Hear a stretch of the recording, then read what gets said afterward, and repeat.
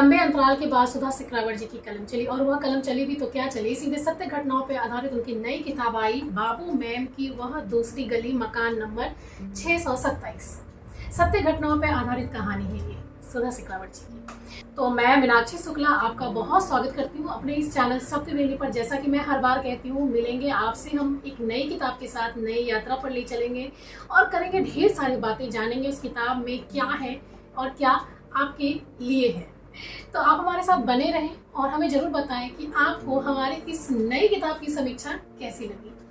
तो बाबू मैम की वह दूसरी गली, हालांकि ये किताब तो 2021 में ही आ गई है, लेकिन जो पिछली दो किताबों का हमने रिव्यू किया था, चांद सावला है और बिहंगिनी, वह लिखा बहुत पहले गया था, लगभग 22-23 साल पहले। तो सोचिए कि इस दौरान कितना कुछ गुजरा होगा, बीता होगा, जिंदगी में घटा होगा।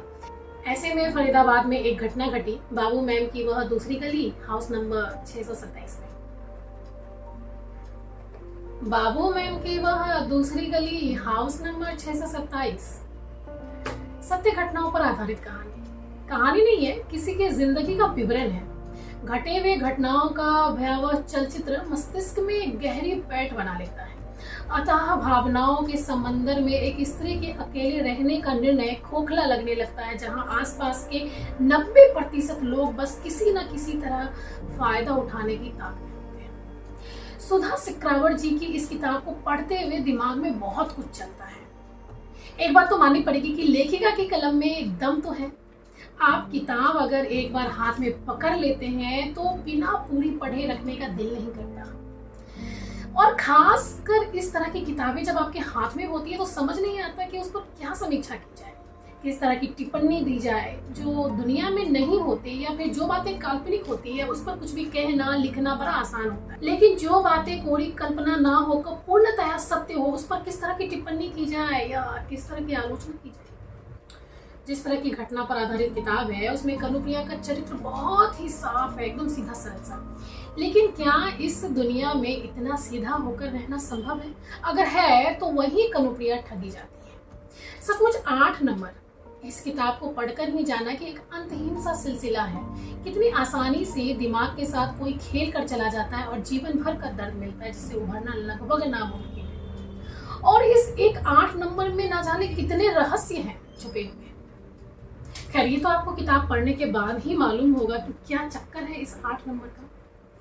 अब चले बात करें किताब की कहानी की, तो पूरे 5 अध्याय में इस किताब की कहानी को समेटा गया और ठीक 5 प्रस्तावना लेखिका को भी लिखने पड़े हैं पूरी कहानी की तन्मयता को बनाए रखने के लिए।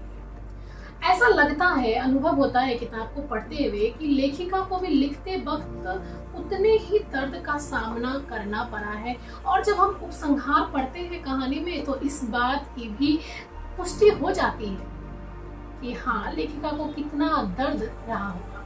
किताब की शुरुआत होती है कनुप्रिया के अच्छे बुरे बीती बातों के लिए जिम्मेदार व्यक्ति को कहे गए शब्दों से।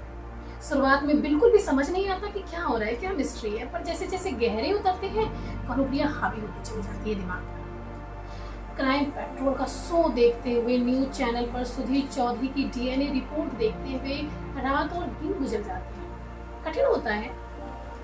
8 करोड़ की ठगी का मामला कोई मामूली बात तो नहीं। हाँ, ये भी सच है कि पढ़ते हुए न जाने कितनी बार कनुप्रिया पर गुस्सा आता है, आखिर क्यों नहीं देख पाई। इस बात की तस्दीक लेखिका भी करती है कि कनुप्रिया पर गुस्सा आना स्वाभाविक है, परंतु सोचकर देखा जाए तो आपको आश्चर्य होगा किसी के मन मस्तिष्क पर इतना प्रभाव छोड़ना कि उसके कहे को टालना मुश्किल हो जाए, किसी से भी उसके बारे में कुछ भी गलत नहीं सुनना। ऐसा ही कुछ हुआ था कनुप्रिया के साथ, और कनुप्रिया के स्वप्न भी सच हुआ करते थे और उसने देखा था अपने आने वाले जीवन में अपना सर्वनाश, और वो भी सच हुआ था। जीवन भर जिन बातों पर कनुप्रिया तर्क वितर्क करती थी और अंत में उसी पवित्र गंगा ने कनुप्रिया को थाम लिया था। कहीं ना कहीं कनुप्रिया चाहती थी कि उसकी कहानी को हर कोई जाने, समझे कि आखिर ऐसा क्यों हुआ। जिस वजह से क्राइम पेट्रोल के सोच के जो निर्माता थे उससे बार बार मिलने की कोशिश करना, या सुधीर चौधरी को बार बार मेल करना, मैसेज करना, आखिरकार सुधा जी ने इस कहानी को लिखा और ये कहानी पूरी दुनिया के सामने आई।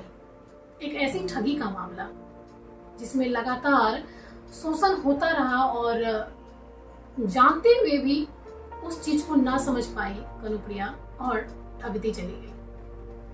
एक बात तो सच है, किताब को पढ़ते हुए एक चीज सामने आई, जिस चीज के लिए सब कनुप्रिया को दोष दे रहे थे उससे कहीं अधिक दोषी वो इंसान था जो बार बार लगातार पैसे देता रहा, ये जानते हुए भी कहीं ना कहीं कि शायद वो पैसे वापस ना मिल पाए। लेकिन अधिक लोभ के चक्कर में सबसे अधिक बदनामी कनुप्रिया की ही हुई और ना चाहते हुए भी कनुप्रिया सबके नजरों पर चढ़ती गई। मकान छोड़ा, शहर बदला, फिर भी कहीं पर भी वो चैन से नहीं रह पाई। किताब में लिखी हर एक बात बड़ी ही बारीकी से लिखी गई है। लेखिका ने एक बात बिल्कुल सही कही कि अगर कनुप्रिया अपनी कहानी लिखती तो शायद उसके अंतहीन दर्द की तरह कहानी भी अंतहीन सिलसिला होती। खैर, किताब में क्या, कैसे, क्यों हुआ, एक अकेली महिला से इतना बड़ा ठगी का मामला हुआ और इतनी बड़ी रकम चली गई, क्या मिस्ट्री रही, कितने लोग शामिल रहे और किस तरह से दिमाग के साथ, किसी की जिंदगी के साथ खेला गया, ये तो आपको किताब पढ़ने के बाद ही मालूम होगा। और पढ़ें आप। लेखिका की बात करें तो सुधा जी का काम वाकई बहुत अच्छा रहा है। इस तरह की किताब लिखने के लिए सच पूछा जाए तो बड़ी हिम्मत की आवश्यकता होती है। ना जाने कितने दर्द से होकर गुजरना होता है, उस पर भी अलग अलग तरह का डर। फिर भी कहूंगी कि जीवित जीवन को लिखना अक्सर बहुत कठिन होता है, जोखिम भरा काम होता है, खास करके इस तरह की। इसे पढ़ते हुए समाज की विसंगतियां भी संज्ञान में आती हैं और इस तरह की धोखाधड़ी से आगाह भी करती है।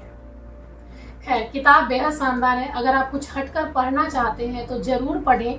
यह किताब आपके लिए ही है। रोमानियत से कोसों दूर है, रहस्यों से भरा हुआ है और दिमाग की नसों में रक्त का प्रवाह कुछ अधिक तेज महसूस होता है।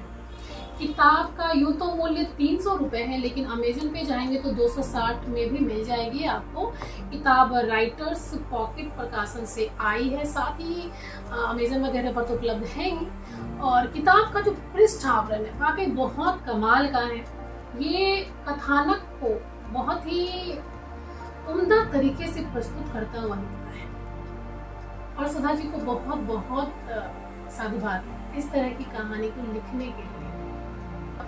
तो मैं मीनाक्षी शुक्ला अब चलती हूँ। जाते जाते बस यही कहना चाहूंगी कि आपने जरूर बताएं कि आपको इस किताब की समीक्षा कैसी लगी और चैनल को आप जरूर सब्सक्राइब करेंगे ही। अगर आप कुछ और नया पढ़ना चाहते हैं, जानना चाहते हैं या किसी और किताब की समीक्षा चाहते हैं तो हमें ज़रूर कमेंट करें। और बेहद धन्यवाद। हमें आपकी प्रतिक्रियाओं का वाकई बहुत इंतज़ार रहता है। बेहद शुक्रिया आपका।